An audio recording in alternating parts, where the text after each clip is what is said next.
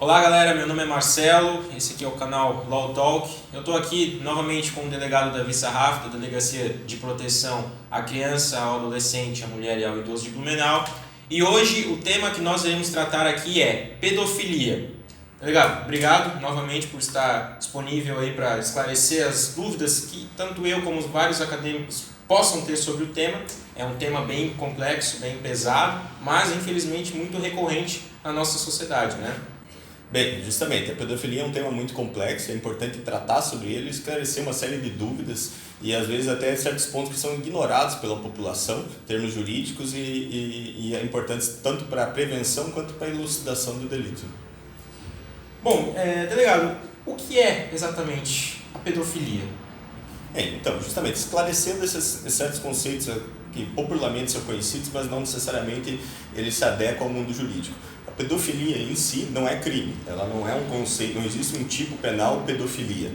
A pedofilia na psicologia ela é tratada como uma psicopatologia, né? Seria, grosso modo, não é nossa área jurídica, mas a pedofilia seria um indivíduo adulto que tem uma perversão, uma atração sexual por crianças ali, adolescentes. Esse seria o termo pedofilia, invadindo um pouco a área da psicologia, né?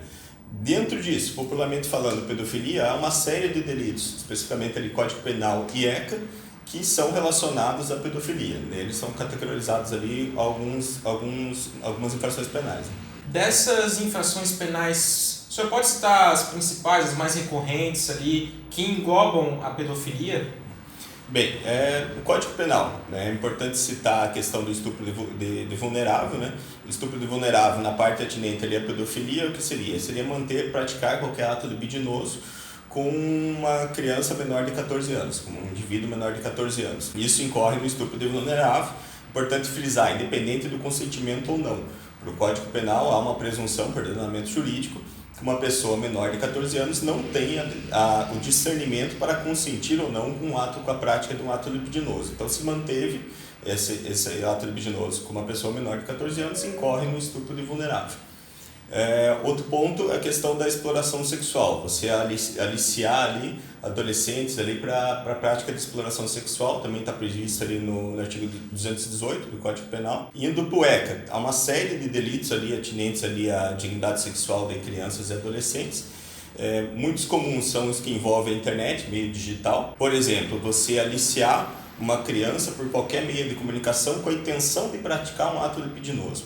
Isso é muito importante, merece bastante atenção dos responsáveis legais, dos pais, das mães, em relação ao uso da internet. É um meio muito perigoso, há muitos pedófilos que passam por adolescentes, por crianças, ou até mesmo, não disfarçam isso, mas como adultos se abordam crianças e adolescentes nesses meios para tentar aliciar eles, tanto para o envio de fotos, por exemplo, fotos de conteúdo pornográfico, que incorrem em outros delitos, quanto com a intenção de marcar um encontro com fins libidinosos realmente, né? Muita atenção, né, nesse uso da internet. Você tem que sempre com o diálogo aberto com a criança ali, com o adolescente, para verificar se não tem nenhuma amizade, nenhuma pessoa ali que não seja do conhecimento dos pais, ali, das mães, que estejam mantendo algum tipo de contato, relação com crianças e adolescentes. É recorrente aqui na delegacia, pais e mães acabaram descobrindo que a criança, por exemplo, mantém uma amizade de anos na internet com alguma pessoa e essa pessoa já pediu fotos, já pediu imagens e uma criança realmente enviou fotos em cenas de nudez ali pornográficas. Além disso, no ECA ali prevê uma série de delitos que abarca tanto a produção, quanto a divulgação, quanto o armazenamento, o compartilhamento de fotos e vídeos em cenas pornográficas ou sexuais envolvendo crianças e adolescentes. Esse é um delito que nós combatemos com afinco aqui na região de Blumenau. Já fizemos diversas operações nesse sentido. Há uma operação a nível nacional que já participamos também, chamada Luz na Infância, que visa especificamente o combate a esse tipo de delito. É muito importante porque, além do delito em si, ele acaba sendo, necessariamente, se teve ali um vídeo ali que foi compartilhado ali, por exemplo, uma pessoa, ou está sendo armazenado, ou a pessoa consome esse tipo de pornografia infanto-juvenil, isso daqui está significando que lá atrás esse vídeo foi produzido de uma maneira. Então, alguma criança lá atrás foi estuprada, sofreu uma violência sexual para a produção desse material. E da mesma maneira que uma pessoa que já demonstra que tem essa atração sexual por crianças e adolescentes, ele é um potencial estuprador ali, se não incorre em algum outro delito mais grave, tem uma criança, adolescente próximo, e ele vendo a oportunidade acaba praticando o ato libidinoso. Então é um delito muito importante, tem que ser combatido. Para isso é necessário uma grande estrutura, um trabalho de polícia judiciária, um trabalho de inteligência ali bem complexo, é necessário equipamentos, software pessoal ali voltado para isso. E destacar também que a carga psicológica de lidar com esse tipo de delito é muito pesada, por isso é necessário reconhecimento ali para o pessoal, principalmente que trabalha na ponta, tanto na investigação, quanto aos nossos psicólogos policiais que acabam lidando com isso no dia a dia, né? Isso já fazendo um gancho, o trabalho do psicólogo policial nesse tipo de delito é fundamental. Por quê? A maioria dos delitos contra a violência sexual contra crianças e adolescentes ela ocorre dentro do seio familiar ou pelo menos próximo da família. Dificilmente é um terceiro distante que praticou ali um estupro de vulnerável, por exemplo. Ele acaba ocorrendo paulatinamente ali com pessoas muito próximas que ganham a confiança dessa criança e vão praticando uma série de atos numa crescente. Não necessariamente o ato vai envolver uma conjunção carnal de pronto, mas sim ele faz essa captação da criança, ganha a confiança dela e vai praticando uma série de atos e cada vez mais graves, né? E o que acontece? Como é um ambiente privado, é difícil você conseguir apurar elementos materiais, ainda mais se não ocorreu a conjunção carnal em relação à criança. Então é muito importante o trabalho do psicólogo policial para ele extrair esses elementos de prova da criança, ele elabora um laudo pericial em relação a todos os fatos que ocorreram. É um trabalho complexo, não há nem como mensurar de caso a caso quanto tempo vai levar para concluir esse trabalho. É um elemento de prova muito importante e também porque o trabalho especializado deles não revitimiza a criança. Ele faz de uma maneira que a criança seja o menos doloroso possível reviver aquele momento, né?